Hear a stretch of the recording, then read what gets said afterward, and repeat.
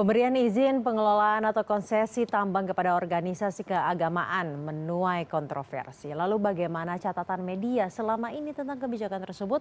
Saya akan berbincang dengan Wakil Pemimpin Redaksi CNN Indonesia Revolusi Riza. Selamat malam Mas Revo. Selamat malam Caca. Mas Revo, sebenarnya pandangan khususnya media dan juga CNN dalam kebijakan memberikan izin konsesi tambang kepada organisasi keagamaan itu seperti apa sebenarnya?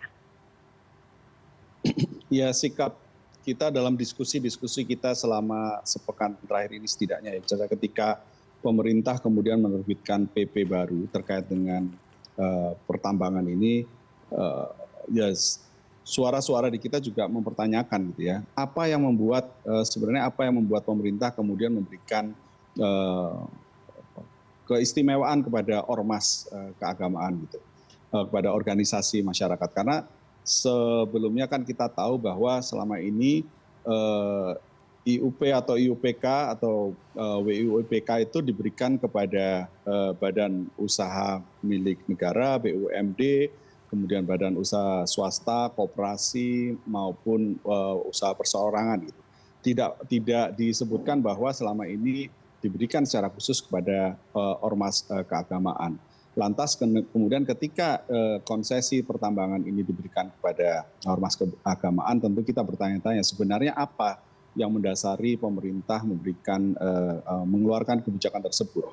Kalau dalam argumennya bahwa ini untuk memperluas meningkatkan kesejahteraan masyarakat ya, melalui organisasi massa keagamaan, apakah tidak cukup misalnya bahwa selama ini kan izin usaha pertambangan itu kan diberikan kepada BUMN dan BUMD. Nah, itu tentunya yang kita harap ujung pada bahwa mensejahterakan masyarakat bisa melalui izin kepada BUMN atau BUMD gitu. Kemudian ketika diberikan kepada ormas keagamaan, tentu muncul pertanyaan apakah ormas keagamaan ini memiliki kompetensi dalam mengelola pertambangan. Karena kita tahu mengelola pertambangan itu hal yang tidak mudah, terbukti selama ini muncul banyak masalah ada beberapa masalah-masalah yang kerap kali muncul dalam pengelolaan pertambangan. Masalah-masalahnya misalnya konflik agraria, kemudian pengelolaan secara lingkungan gitu. Kita tahu bahwa selama ini muncul banyak juga tambang-tambang yang setelah ditambang itu tidak dikembalikan wilayahnya dikembalikan agar tidak muncul lubang-lubang misalnya. Dan kita tahu selama ini lubang-lubang pertambangan yang ditinggalkan itu juga memakan beberapa korban gitu. Kemudian juga persoalan-persoalan korupsi misalnya dan lain sebagainya. Nah, apakah kemudian organisasi massa keagamaan ini memiliki kompetensi untuk menghindari masalah-masalah tersebut? Bisa jadi memang kemudian ormas keagamaan ini menunjuk pakar-pakar atau menunjuk partner gitu ya.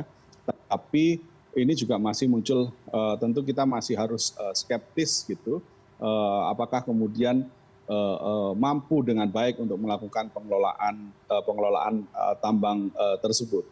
Nah, yang muncul kemudian kan juga pandangan-pandangan kritis, apakah kemudian konsesi pengelolaan tambang ini terkait dengan imbal balik apa yang diharapkan oleh pemerintah gitu.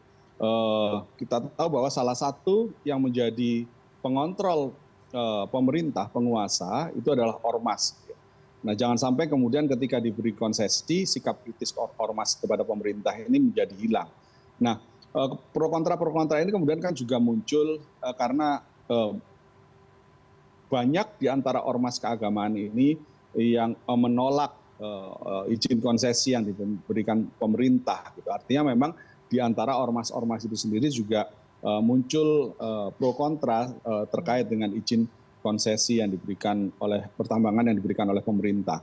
Nah, ini Caca sikap-sikap seperti ini yang diskusi-diskusi semacam ini yang menjadi sikap redaksi juga dalam terutama CNN Indonesia menyikapi izin konsesi yang diberikan pemerintah terhadap ormas keagamaan, Caca.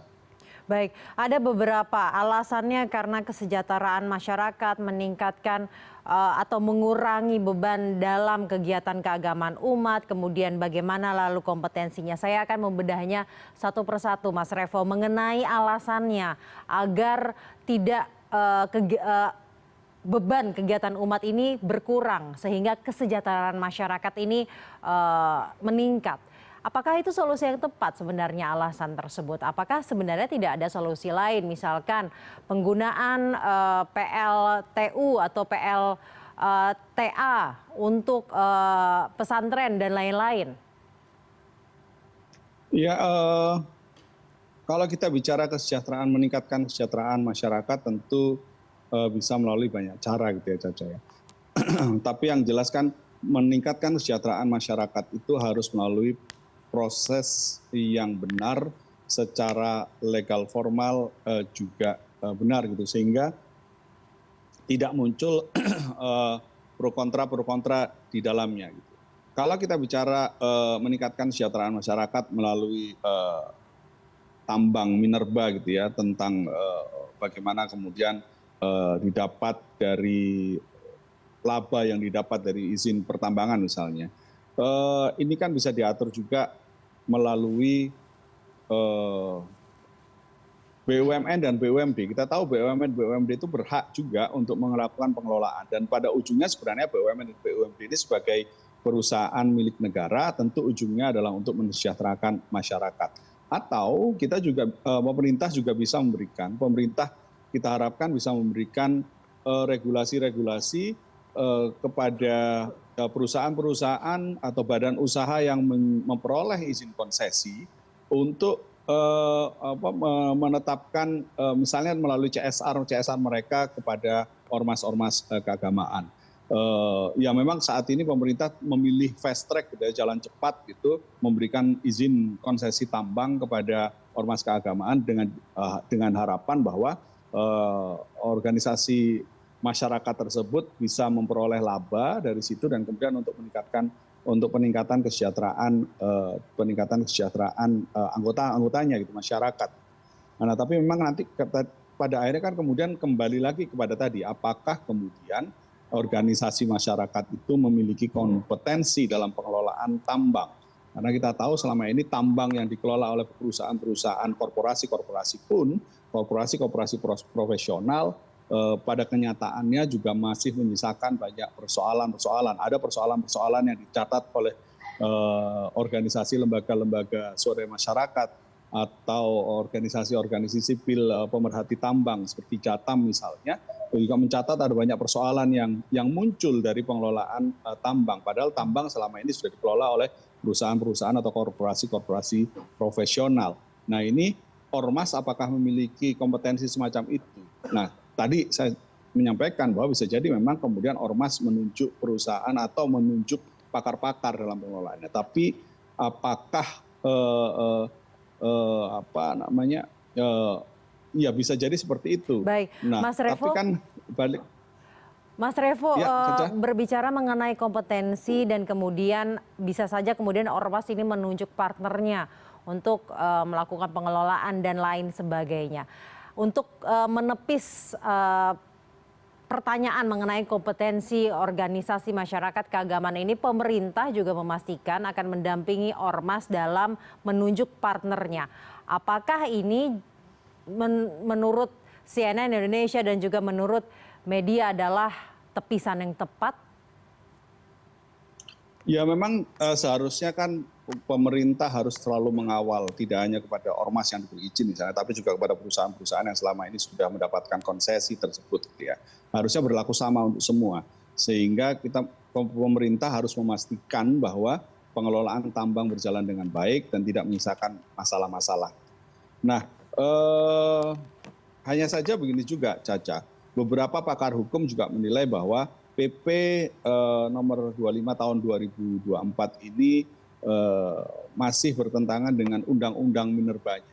Jadi artinya di undang-undang minerba, di UU yang dalam hal ini tentu adalah tingkatannya lebih tinggi dari PP, itu tidak mengatur bahwa pengelolaan tambang itu diberikan kepada ormas keagamaan.